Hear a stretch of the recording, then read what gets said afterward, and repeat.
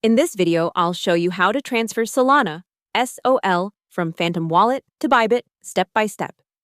First, open the Bybit app and log in. Tap Assets, then Deposit, choose Crypto Deposit, and search for SOL. Select Solana, SOL, and make sure the network is Solana.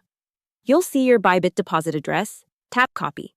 Now open your Phantom Wallet and unlock it. Tap Solana, SOL, then tap Send. Paste the Bybit deposit address into the recipient field, or scan the QR code if you have it on another screen. Enter the amount of SOL you want to send.